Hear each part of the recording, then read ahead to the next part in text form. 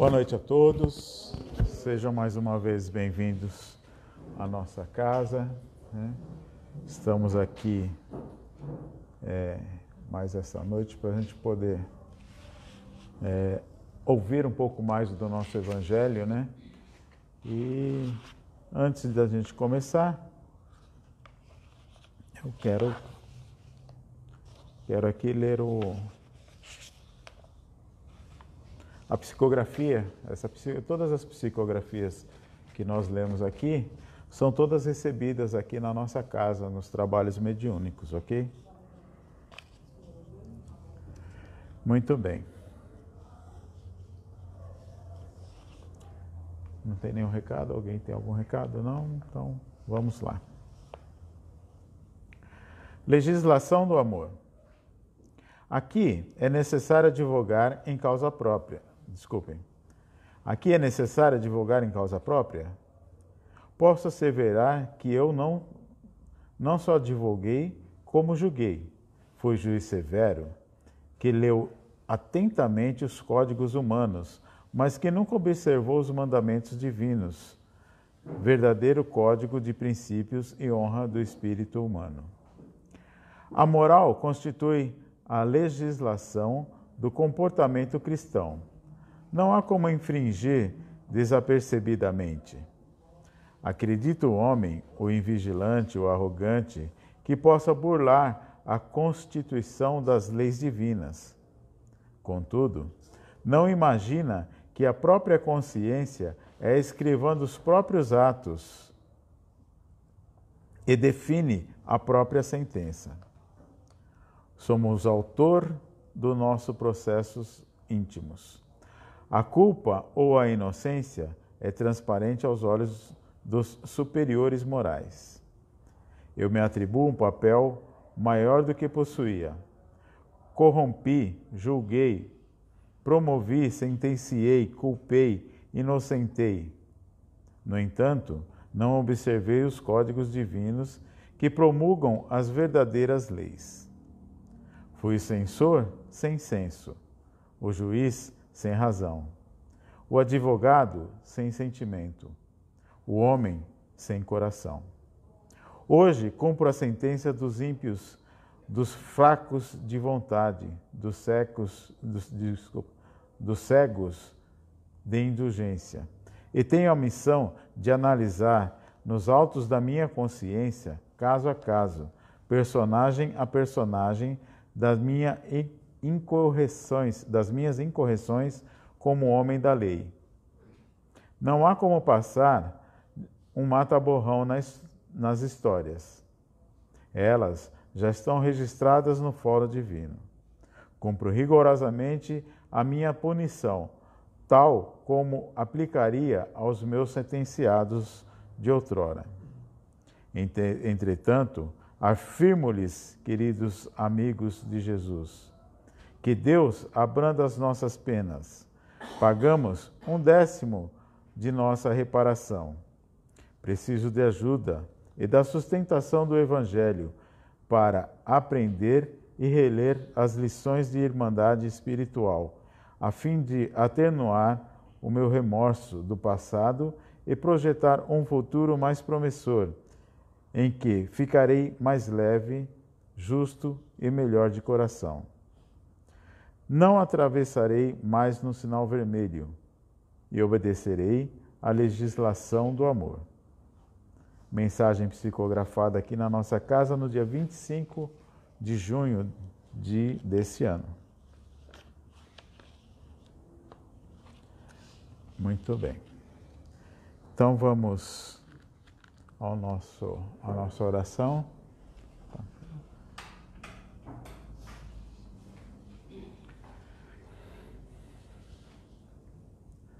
Mestre Jesus, mais uma vez nos encontramos aqui, Senhor, diante de Ti, diante desses nossos amigos do plano espiritual e de todos esses irmãos, esses mentores, esses nossos amigos, para agradecer por mais esta oportunidade de estarmos aqui envolvidos em seu nome, Senhor. Que as tuas bênçãos possam nos envolver, nos alcançar, envolver nosso irmão Mauro, que irá proferir a palestra desta noite, e que as tuas bênçãos, Senhor, possam se fazer presente durante toda essa tarefa, com a graça de Deus, que assim seja.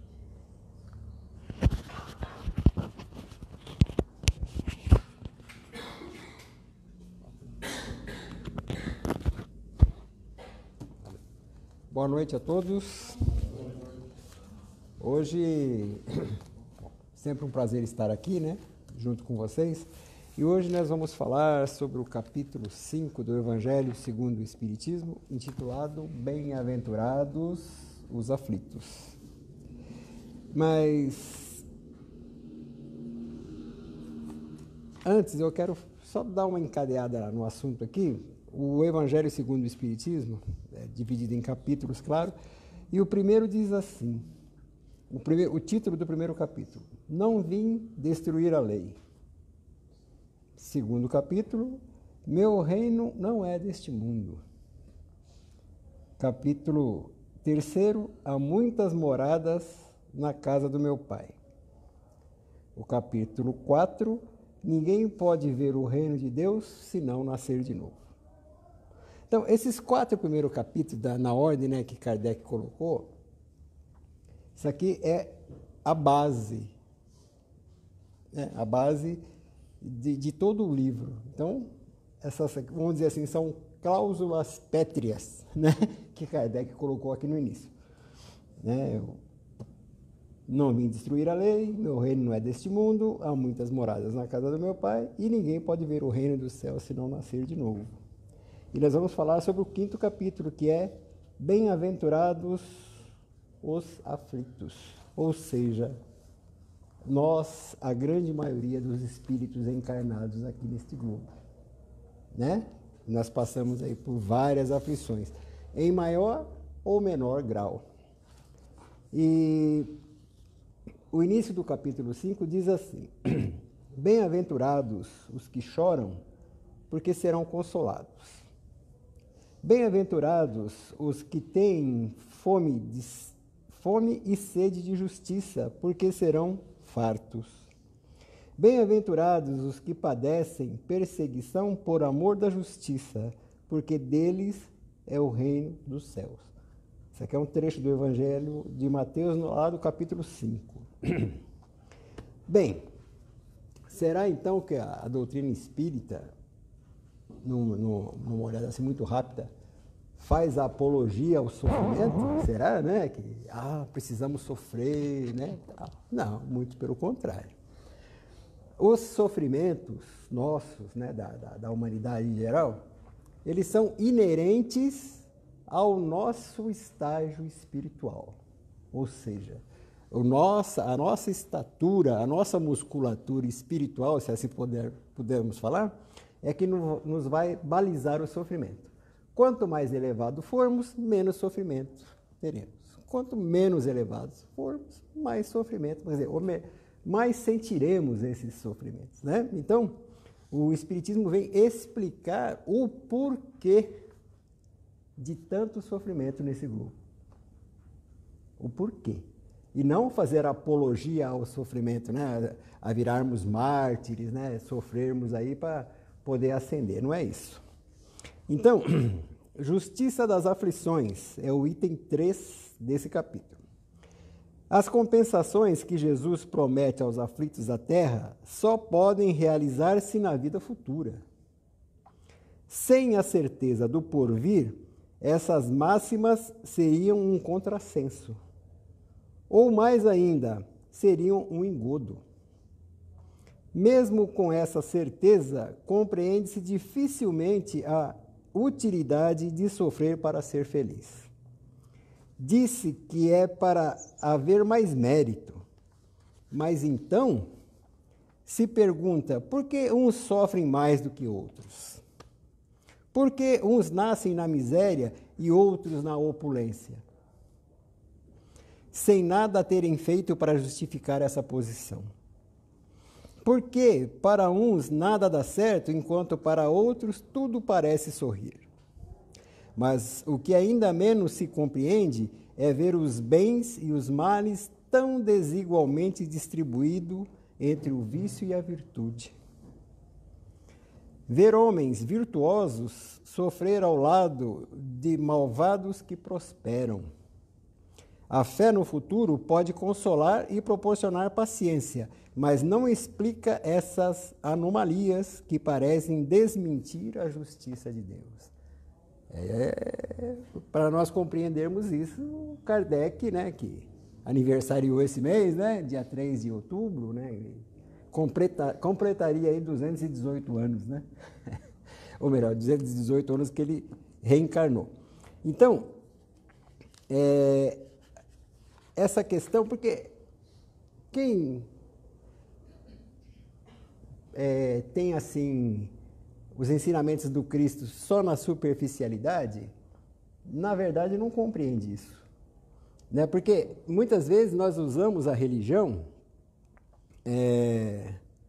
como freio, né? As religiões são usadas como freio, e não é, gente. A religião, né, nós temos que usá-la como acelerador, né? Acelerarmos o nosso progresso e não frear, né? Nós não podemos fazer isso porque Deus castiga. Não era isso que nós aprendemos quando era pequeno? Deus castiga. Não, longe disso, Deus não castiga. Que Deus cruel seria esse? Né? Nos criar para nos bater? Será que nós fazemos isso com os nossos filhos? Eu acho que não. Né? Nós que somos imperfeitos, né?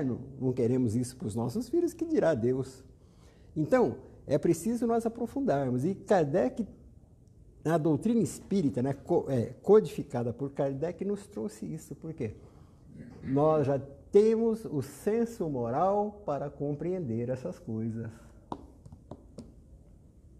Embora seja uma constatação, não digo triste, né, mas equivocada, de que a humanidade ainda caminha a passos lentos nessa direção. Daí, da direção do crescimento espiritual, eu digo. Daí, o sofrimento nos empurrar. Né? O sofrimento nos empurra para a direção correta. Quantas vezes a nossa mãe teve que puxar a nossa orelha quando éramos pequenos? Era por maldade ou era para nos mostrar o caminho da retidão? Não é? Então, o sofrimento, não fazemos apologia de maneira alguma ao sofrimento. Estamos com dor? Vamos tomar um analgésico, não é verdade? Vamos procurar o médico, vamos procurar o que estiver ao nosso alcance para que a gente possa melhorar. Estou passando por dificuldades financeiras? Vamos procurar ajuda, por que não? Não, é melhor ser pobre porque a gente vai para o céu mais rápido. Lê do engano. Lê do engano. Ter dinheiro não é pecado. Pode ser, entre aspas, pecado o mau uso que se dê. E para isso não precisa ser rico, né? Não é verdade? Então, causas atuais das aflições. É um subtítulo desse capítulo. As vicissitudes da vida são de duas espécies, ou melhor, os sofrimentos da vida, né? Ou, se quiser, temos duas origens bem diversas que importa distinguir. Umas têm sua causa na vida presente e outras fora desta vida. A vida presente, o que nos causa sofrimento? Uma série de coisas, né, do nosso comportamento errôneo. A gente não educa direito o filho, lá na frente nós vamos ter o quê? Sofrimento. De ver o filho mal encaminhado ou até revoltado contra nós. É um problema. Casamentos com interesses outros que não seja a afeição. Pode nos causar grandes sofrimentos. A gente vê causas até crimes aí, né? Entre aspas, mata-se por amor, né? Incrível isso, né? Uma coisa fantástica, né? Quem ama jamais mata, não é verdade? Então, os interesses outros. Então, nós vamos causando. Aí eu me alimento de maneira errada. Pode causar doenças, e causa. Né? Se morre mais gente por excesso de alimentação e alimentação errada do que de fome nesse mundo. São dados da Organização Mundial de Saúde. Porque a comida mata? Não. A maneira de comer errado pode matar. Né? Então, aí nós nos jogamos aos vícios, né? Cigarro, bebidas e outras drogas. Lá na frente, a gente vai pagar esse preço. Então, são causas atuais da nossa aflição. Né?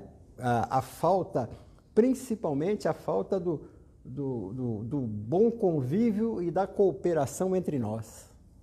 Arrumamos encrenca com o vizinho, arrumamos encrenca no trânsito, arrumamos encrenca no trabalho, brigamos dentro de casa com a família, com o filho, com a esposa. Nós estamos gerando o quê? Sofrimentos. Aí depois nós vamos colocar a culpa em quem? Não é fato? Então, essas são as causas atuais, algumas causas que nós enumeramos aí.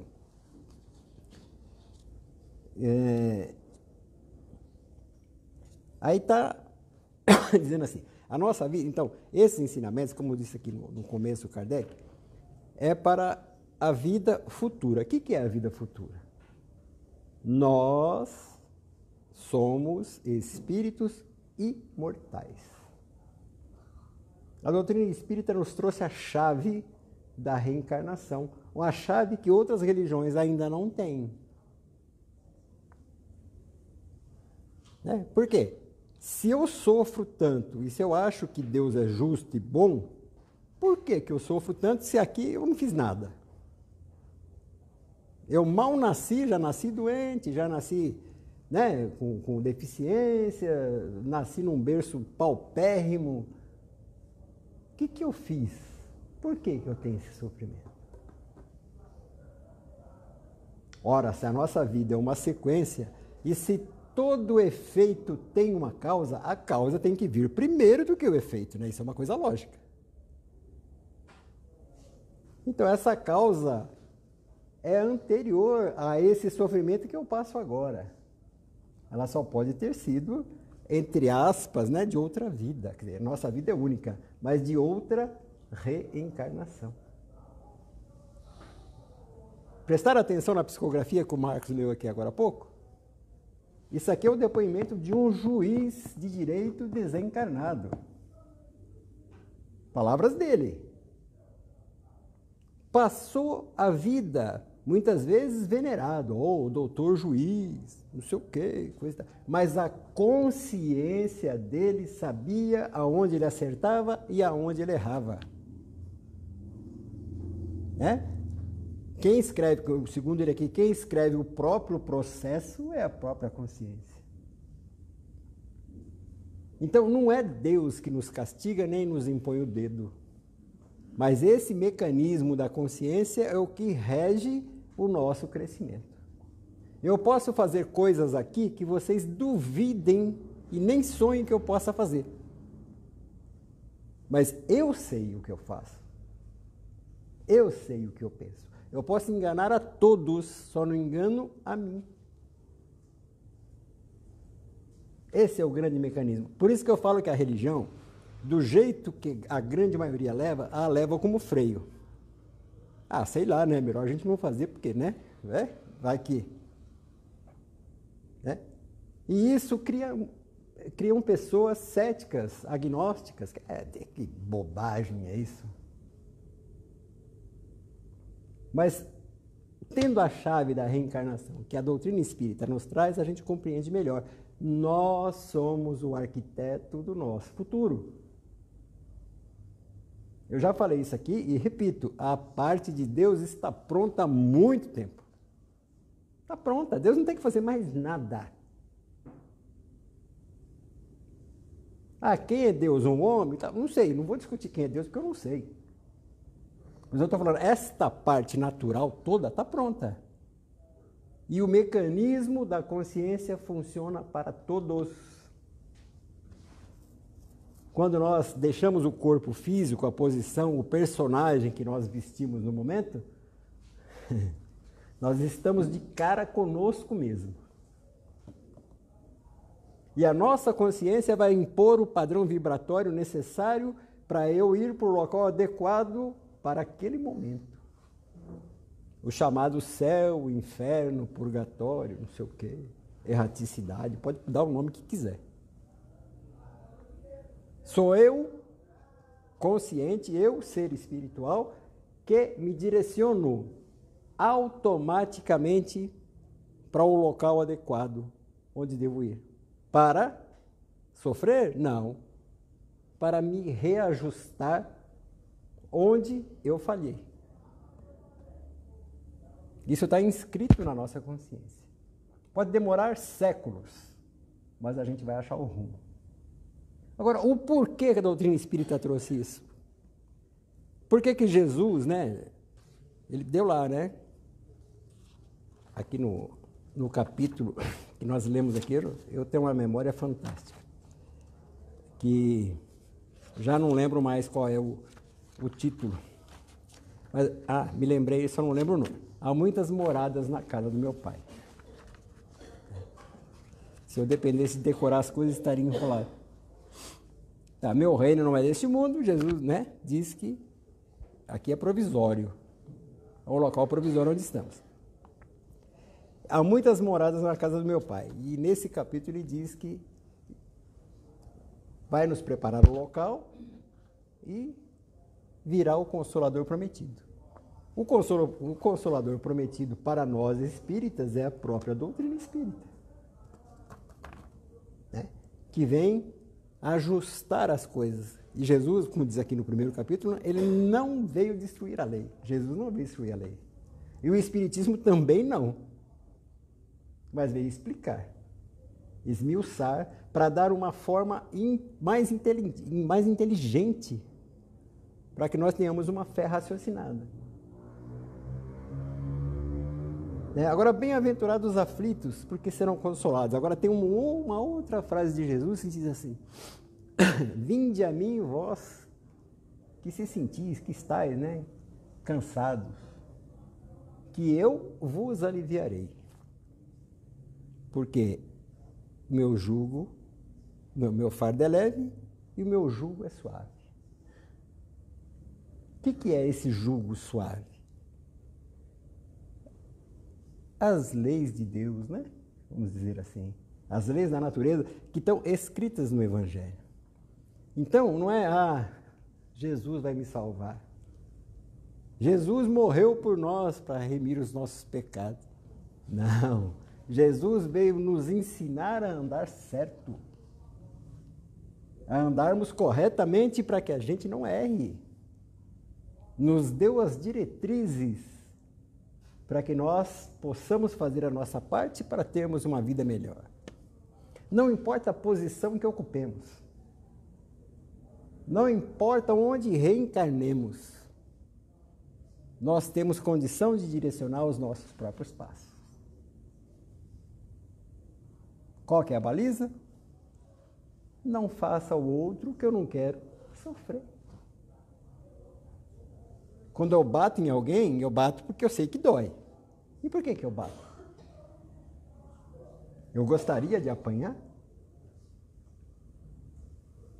Então, não precisa ser cristão, gente, para ter uma baliza dessa. Precisa acreditar em Deus?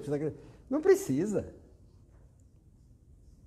Eu não devo roubar o dinheiro do outro, seja em qual volume for, de centavos ou bilhões, porque eu não gostaria que roubassem de mim.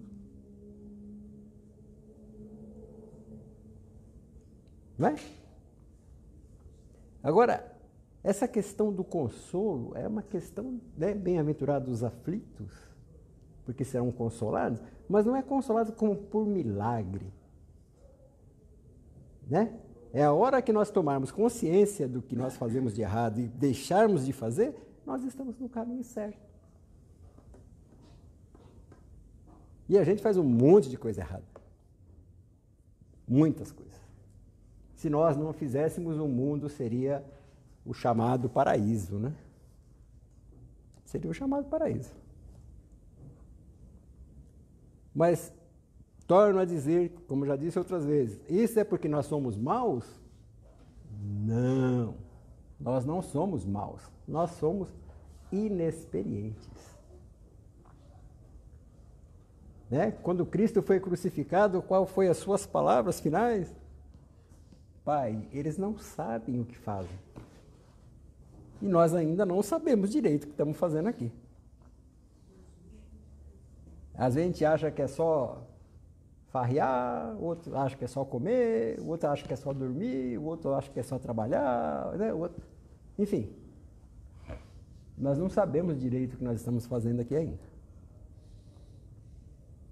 E a doutrina espírita, graças ao próprio Cristo, né, que nos prometeu e no tempo adequado a trouxe, vem nos explicar o que nós estamos fazendo aqui. Agora cabe a cada um, né? Como está escrito aqui mesmo nesses capítulos, eu recomendo que leiam esse capítulo, né? Eu recomendo que leiam o Evangelho todo, mas esse capítulo aqui é o cerne da questão, que ele fala sobre o Sermão da Montanha, que Mateus também traz no capítulo 5 também, né? Do Evangelho, né? Do Evangelho de Mateus. Onde Jesus fala das bem-aventuranças e nos dá uma diretriz ali, né? Vós sois o sal da terra. Né? E se o sal não tiver gosto, for insípido, para que ele serve? Só para jogar fora. Né? Um sal sem gosto não serve para nada. Né? Então ele vai dando essas diretrizes. É um negócio fantástico, né? É até poético, né? Parece um poema, né? Mas não é. É diretriz, é base. Então, a gente precisa prestar atenção nisso e aplicar na nossa vida. Não é assim, Jesus vai me salvar, ele vai vir aqui, vai me carregar no colo. Será? E onde é que entra a minha parte nessa? Temos que fazer, temos que melhorar. É fácil? Não. Não é fácil, porque o nosso nível espiritual nesse planeta é dureza, hein? Dureza. Vide o que acontece à nossa volta o tempo todo. Né? Tirando os fenômenos naturais, né? O resto quem causa é a gente. Porque tem os fenômenos lá, né? De vez em quando é um ajuste, né? Como diz, né? Um freio de arrumação, né? A carga está meio torta, dá aquela chacoalhada no caminhão assim para ver se a carga chega no lugar. É esses fenômenos naturais, né? Que também são controlados e direcionados, né? De acordo com a... Mas, pelo que a gente aprendeu na doutrina espírita, pelo que a gente lê aí nos compêndios, né, da doutrina, se nós, seres humanos, melhorarmos o nosso comportamento no geral, até esses fenômenos naturais se abrandam. Sabe, essas coisas que parece que fogem ao nosso controle, né? Isso aí não tem jeito. Pandemia, por exemplo, né? Até isso pode dar uma abrandada. Né? Então, recomendo o capítulo 5 do Evangelho segundo o Espiritismo, né? Acho que todos aqui já tiveram oportunidade, mas os amigos de casa que talvez estejam nos acompanhando não tiveram essa oportunidade ainda. Mas outra coisa que o Kardec aqui ensina, né, nesse capítulo, o nosso sofrimento, de qualquer um, tem o tamanho que a gente dá para ele. Tem o tamanho que a gente dá. A gente percebe isso aí na nossa convivência, né? Às vezes tem uma pessoa lá com uma doença tão grave, tão dolorosa, tão dolorida, né? Que causa tanto incômodo e segue. E às vezes uma martelada no dedo é razão para, né, nós maldizermos até a milésima geração de quem inventou o martelo. Né? Então, tem o tamanho que a gente dá, a importância que a gente dá. E os momentos felizes também. Né? Tem a intensidade que a gente dá para ele. É uma questão de comportamento. E nós estamos amadurecendo, né? A humanidade parece que está pior hoje, né? Ah, mas acontece, mas não é não, já estivemos bem pior. Nós, seres humanos, já estivemos bem pior. Antigamente era tudo na ponta da faca, nas patas dos cavalos, né? Na espada, na lança. Não tinha diálogo, não tinha diplomacia. Hoje existe diplomacia, está meio capenga, mas existe, né? Alguma coisa ainda aí que dá um jeito. Né? Ainda tem essas escaramuças, mas foi bem pior. Não tínhamos alimento. Gente, nós não tínhamos dipirona. Pensa bem, como é que é o mundo sem dipirona? Não sei como é que era. Né? Para dor de dente, dor de cabeça, dor no pé, dor no olho, não tinha nada. Doía. Né? Hoje em dia eu acho engraçado isso, né? A Beth falou que morríamos aos 35 anos, a idade média, tal, né? Que a pessoa sobrevivia. Agora, hoje em dia, o pessoal fala, não pode comer tal coisa, porque faz mal. Ele está vivendo 80 anos. Não pode, não sei o quê, porque faz mal. O cara está lá, 75. Pensa bem, fazendo mal o quê? O que faz mal é os nossos excessos, sim.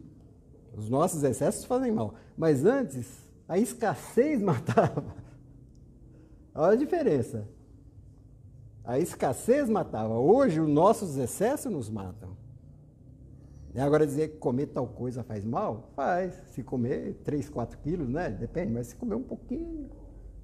Tudo é veneno ou tudo é remédio, né? Depende da dose. Depende da dose. Então, nós temos condição aqui de vivermos, não é viver bastante aqui, reencarnado, isso aí. Vai de acordo com a necessidade de cada um, né? Uns ficam encarnados horas, outros ficam 100 e tantos anos. Depende da necessidade. Um é melhor que o outro? Não. São necessidades diferentes. São momentos da vida eterna, diferentes. Né? Mas é preciso a gente, para ter uma qualidade de vida melhor, é melhor aprendermos a não sofrer com as coisas que nos cercam. Né? O Cristo deu o exemplo todo. Já pensou se o Cristo se revoltasse com todo aquele martírio pelo qual passou? Nós estaríamos sem norte, né? Sem saber por onde. Mas é óbvio que isso não ia acontecer. Então eu pergunto para nós, né, todos aqui, será que o Cristo sofreu? Eu acho que não. Eu acho que não. Não sou sádico. Mas pelo tamanho espiritual, aquilo para ele foi uma coisa que nós não suportaríamos, mas ele suportou pelo seu tamanho, pela sua grandeza, né? Pelo seu amor, pelo seu padrão vibratório lá em cima. Ele que curou a tantos, né? Só de olhar, de tocar, de impor a mão, de conversar, enfim. Né? Tem lá 1000 exemplos no Evangelho e exemplos plausíveis. Né? Então, essa passagem nos marcou. Né? Nos marcou, quando a gente vê lá o martírio, né? Aquela coisa toda, né? A gente fica chateado com o que houve. Mas o parâmetro nosso é mais baixo, né? É porque nós não suportaríamos aquilo. Eu falo por mim, né? Se eu tivesse o poder que tinha na mão, eu tinha acabado com tudo. Não ia suportar, mas eu falo, tudo que ele tem na mão, tudo que Jesus tem na mão, foi porque ele conquistou. Ele conquistou ao longo da sua trajetória. E nós podemos conquistá-lo também. Palavras do próprio Cristo, vocês farão o que eu faço e ainda mais. Eu acredito. Tudo a seu tempo. Né? Mas vamos viver no tempo de agora. Vamos melhorar o tempo de agora para que nós tenhamos um amanhã mais tranquilo. Acho que chega de estripulias, né, que nós já fizemos aí. Chega de sofrimento, né, de causar sofrimento, principalmente. E a gente tem que ir preparando o amanhã. Né? E prestar atenção nessas palavras do Cristo. Olha, meu reino não é deste mundo. A felicidade não é deste mundo. Né? E assim nós vamos caminhando. Então, torno a dizer, não estamos fazendo apologia ao sofrimento, mas é preciso aprender a lidar com essas situações. É preciso aprender a lidar. Porque nós temos que aprender de uma forma ou de outra. Então é melhor aprender no comando do que sendo empurrado. No comando dos nossos atos, né? Não no comando dos outros. Vamos comandando as nossas próprias ações. Né? Nós sabemos, né? Nós temos que falar, né? Comentar com os amigos as nossas dificuldades, por que não? Na família, né? E acertando, ajustando ali no grupo social mais próximo ali, reconhecendo as dificuldades e tentando melhorar. Aonde nós temos facilidade já, no bem, ótimo, né? Que bom. Mas nós temos que trabalhar as dificuldades. As nossas dificuldades, né? Para melhorar. E outra, gente, eu falo o tamanho do sofrimento. Uma reencarnação. No nível que nós estamos hoje, já espiritual, que é baixo ainda, nós já passamos por milhares de reencarnações. Milhares. Né? Então, são um piscar de olhos. Quando a gente vê, já foi. Já foi. Aí a gente vai chorar ou lamentar, né? Poxa vida, tão pouco tempo e eu fiz nada. Sofri demais por pouca coisa. Né? Que nem diz aqui o legislação do amor, né? Psicografia, né? Muito didática. Julgou, sentenciou, coisa e tal, e pelo que ele falou, valeu só como aprendizado depois, o sofrimento pelo qual passou. Tá bem? Então, eu acho que o recado é esse aí. Não vamos fazer festa com o sofrimento, mas vamos aprender a levar as nossas vidas de uma maneira mais racional. Né? Uma fé raciocinada. Repito, a parte de Deus está pronta. Precisamos fazer a nossa. O resto é intriga, né? Intriga nossa. E a mania de falar, fulano, ciclano, porque também, não sei o quê, coisa. Aí a nossa consciência fala, bom, você também não está fazendo nada, né? Não é não? É isso aí, gente. Boa noite, muito obrigado pela atenção.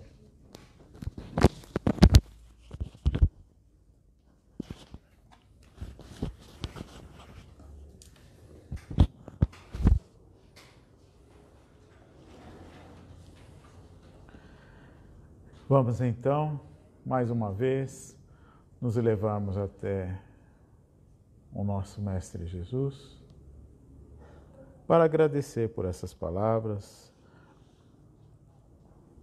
pelo carinho e por tudo que nos tem dado, Senhor. Gostaríamos de, neste momento, pedir as Tuas bênçãos para todos aqueles que se encontram carentes, necessitados. Que as nossas orações, Mestre, possam se dirigir a todos aqueles irmãos que se encontram em leitos de hospitais, nos cárceres. Que Teu amor, Teu carinho, Senhor, possa nos envolver e nos alcançar. Que as nossas orações também possam, Senhor, se dirigir a todos esses nossos irmãos que se encontram ainda arraigados ao mal. E essas bênçãos, Senhor Jesus, possa nos acompanhar nos trabalhos que se seguem e até os nossos lares, Mestre. Com a graça de Deus. Que assim seja.